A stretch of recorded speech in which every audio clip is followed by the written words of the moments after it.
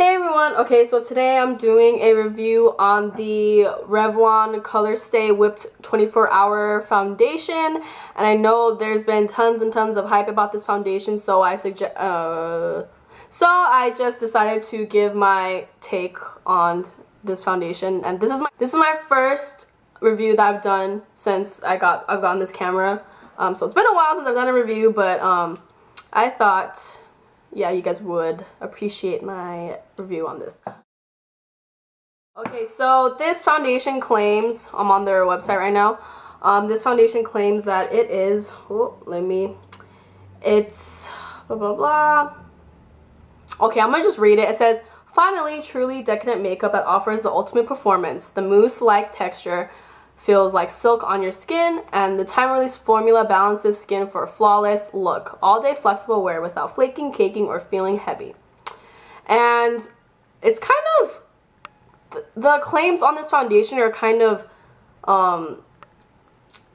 misleading, because in the picture right here, it looks like it would be something similar to the Maybelline Mousse foundation, where I hated that one, by the way.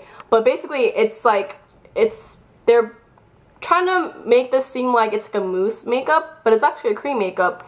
And I think this comes in, how many shades? 1, 2, 3, 4, 5, 6, 7, 8.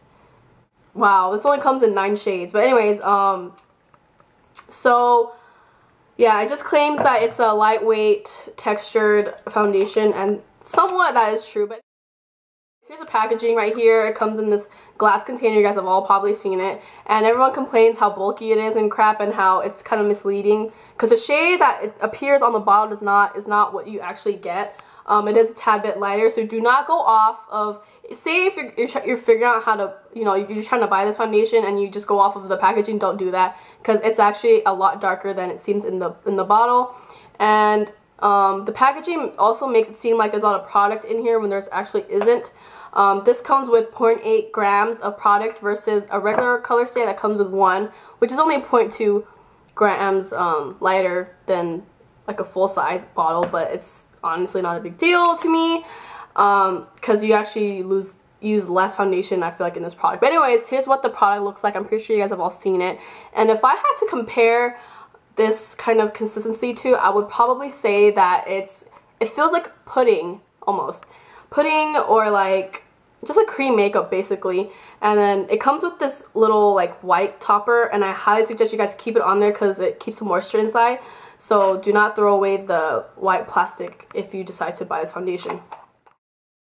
Anyways, what else do I have to say about this? Okay, so I'm gonna put the demo in right here so you guys can see how it applies. But this is my first application of the foundation, and I just kind of dab it on my face and kind of use my fingers to blend this foundation. I have used all my brushes in my collection to apply this foundation, and I've found that the best technique to use this foundation with is your fingers, because I've tried using so many brushes and it just smears everywhere and it's streaky and it's gross.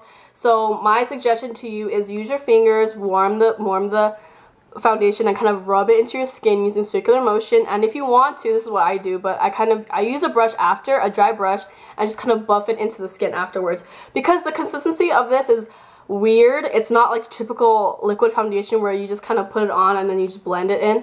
You kind of have to work with the warmth of your fingers and something more smooth. But yeah, and the weird thing about this foundation is that it doesn't oxidize or anything, but it does like melt into the skin. So I actually like the way this wears after I apply it. Like right after I apply it, it's still a little bit tacky, and it's white. Like it's like a powdery finish that I actually hated it once I applied it, but as I kept wearing it throughout the day, I noticed that it just melted into the skin and it blended beautifully. And this is a medium to full coverage foundation, so you guys can build it to obviously medium to high coverage.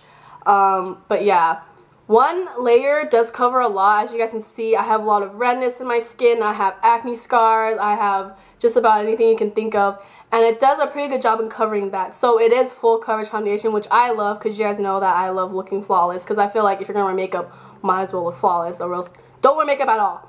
Well, that's just my philosophy anyways. But yeah, at first when you apply this, it does feel very heavy, which is kind of weird. But then you kind of, after it sets, you kind of do feel the whipped, lightweight feel on your skin, which is really, really nice. And it works great for my oily skin. It kept me pretty oil-free throughout the day, I must say, compared to, Revlon Colorstay. The regular Revlon Colorstay keeps me matte all day, and so does this. So I understand why they're in the same Colorstay line. But yeah, as far as the color goes, it's perfect. It is actually a better match for me than my Revlon Colorstay, which I am 300 Golden Beige. This foundation, because I feel like the regular Revlon Colorstay is a lot more pink, has a more pink undertone. So every time I use my regular Revlon Colorstay, I have to set it with a powder foundation, and I use my Studio Fix powder foundation to go on top of it just to give me a more yellow undertone. This one is a little bit more of a neutral undertone, but I am yellow, but it kind of blends in with my yellow undertone perfectly, and I don't wear a powder foundation on top of it. But yeah, I can wear this foundation for a full like 10 hours because who wears their makeup for 24 hours? But yeah, I have actually gone out with this overnight. Like, I gone out at night, and I actually took photos with this with this foundation on, and it actually looks really, really good. So this is actually photo friendly because I don't think it doesn't have SPF in it. So this is very photo friendly if you guys decide to wear this at night. But yeah, if you guys are wondering how to pick out your shade, I definitely suggest going online and seeing like, if you go get matched, like say if you have a foundation that you already like, look up online to see if there's a shade match in Revlon Whipped for you before you buy it in the store. But yeah, what else do I have to say? Oh, the cost. I paid about 12 bucks for this at Target. I know they sell at Walmart for like 10, I think, and then everywhere else is kind of like $14, $15. So it is a little bit on the more expensive side of the spectrum, but I must say that this thing has performed beautifully, and I love the way it wears. It wears so nicely throughout the day and whatnot. It kind of reminds me of like a higher end foundation as far as like the application goes and the wear of it. So it's definitely worth the money. I suggest you guys go check it out. If you have oily skin, if you have dry skin, if you have normal skin, I can see this working for anyone. Because actually I recommended to use this by a friend of mine, and she has acne scars like I do, and she wears this and she looks so flawless. And another tip, the last tip I would say is people who did not like this foundation probably did not apply it correctly, and you have to work in very thin layers with this foundation. You can't just cake it on like a lot and then expect it to dry. You have to work with very thin layers if you decide to layer this foundation to build it up. And for those of you, because if you guys didn't know, I have super oily skin. So what happens is if I wear my foundation for a really long time and my oils kind of seep through, it starts breaking apart in the foundation. And for me, I noticed that in this area of my face, so my nose to like the bottom part of my nose and then my chin, it starts breaking apart.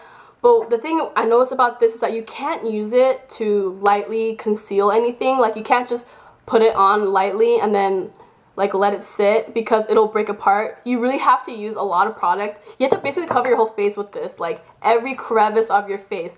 So it has to be all on the same kind of level. Should I say that? Yeah. So, because like, does that make sense? Because if you guys don't evenly apply this, it'll crack in some areas. So you have to be very careful about your application. As far as comparing this to Revlon Colorstay, I actually kind of like this a little bit better. It actually looks a little more natural in person. Like, it just looks like flawless, like butter. This one does kind of cake up on me a little bit, but I still love it. But yeah, the only thing I like about this better is that it dries quicker. And I know a lot of people are like, what the hell, like why would you prefer a foundation that dries quicker? It's just because I'm a very quick foundation applier. This one applies quickly as well too, but I have to use my fingers, and I hate that I have to do that. But that's the only con about this foundation I can find. But this one, yeah, that's the only thing. And the shade actually matches. The Revlon Colorstay Whipped foundation actually matches my skin better, so that's why I prefer it. But I love the two, and I use them for different reasons, and I can definitely use both of these in the summer. But I have a huge pimple right here on the side of my face, so I thought it was a perfect time to test this out, and it kind of covers it decently. It's not that bad, but yeah, I like the way this wears on my skin a lot better. It looks this one looks a lot better in person than this one does. So yeah, yeah. that's all I have to say about this foundation. But yeah, just give it a try and then just tell me how it goes for you guys. Just make sure you apply very carefully. You can wear powder on top of this one. You just have to make sure that you blended your foundation seamlessly, because if you don't blend it enough and you put powder on top of it, it will cake up. So make sure you blend it with your fingers. Maybe go in with another brush like this and just kind of make sure that everything is flawless and whatever. But yeah, the only sucky part about this is that it's kind of on the pricier side and there's not that many color selections for this foundation.